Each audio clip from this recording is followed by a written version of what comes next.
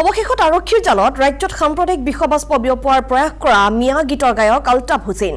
ৰাজ্যৰ শেহতীয়া পৰিস্থিতিক লৈ সাম্প্ৰদায়িক বাতাবৰণ সৃষ্টি কৰিবৰ বাবে আলতাফ হুছেইনে পৰিৱেশন কৰিছিল বিতৰ্কিত এটা গীত।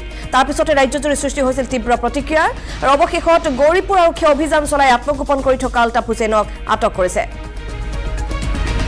আৰক্ষীৰ জালত পৰা এইটো ধৃত আলতাফ হুছেইনে এটা বিতৰ্কিত গীত আপলোড কৰিছিল নিজৰ ফেচবুক প্ৰফাইলত আৰু তাৰ পিছতে ছ'চিয়েল মিডিয়াত অসমৰ ৰাইজে দাবী কৰিছিল সাম্প্ৰদায়িক বিষবাস্প বিয়পোৱাৰ প্ৰয়াস কৰা তথাকথিত গায়ক আলতাফ হুছেইনক গ্ৰেপ্তাৰ কৰিবলৈ।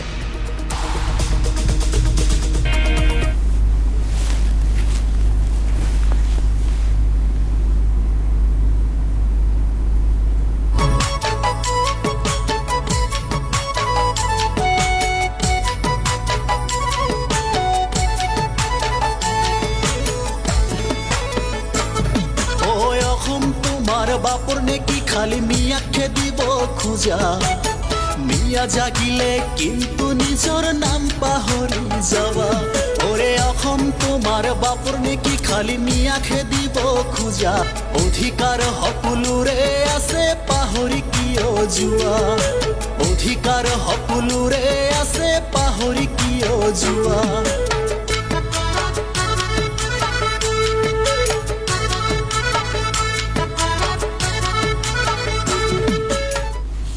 আৰু এইদৰে ছ'চিয়েল মিডিয়াত সাম্প্ৰদায়িক বিষবাস্প বিয়পাইছিল আলতাফ হুছেইনে আৰু অৱশেষত আৰক্ষীয়ে আটক কৰিছে আলতাফ হুছেইনক।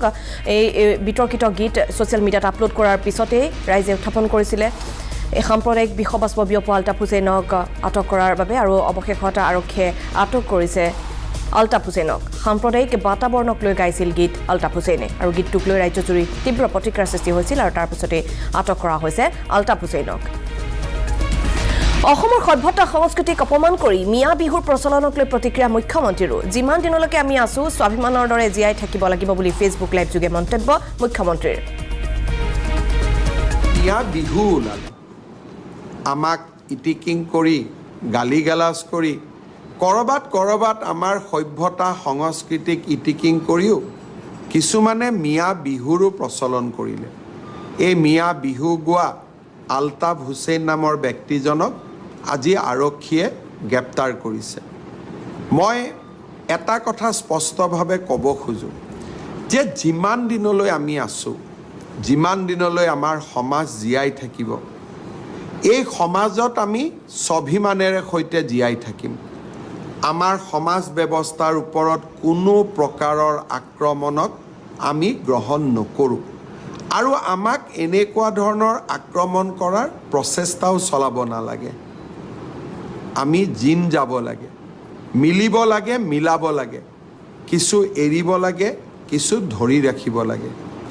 কিন্তু যদি এৰি দিয়াৰ প্ৰৱণতাৰ পৰিৱৰ্তে অকল ধৰি ৰখাৰ প্ৰৱণতাহে হয়, তেতিয়া কোনো জাতিয়েই নতুনকৈ অহা সমাজখনত জিন যাব নোৱাৰে।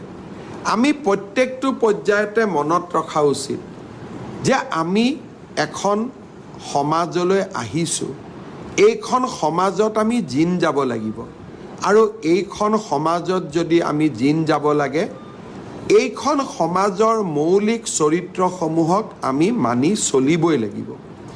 কোনোবাই যদি আমাৰ সভ্যতা সংস্কৃতি, আমাৰ খাদ্য, আমাৰ সংস্কৃতি, আমাৰ গান, আমাৰ নৃত্যক খুব বেলেগ ধৰণে ইয়াক প্ৰচলন কৰিবলৈ চেষ্টা কৰে, কোন অসমীয়াই তাক মানি ল'ব? আমাৰ বাপতি সাহোন বিহুটোকো যদি মিয়া বিহুলৈ ৰূপান্তৰ হয়, কোন অসমীয়াই তাক মানি ল'ব?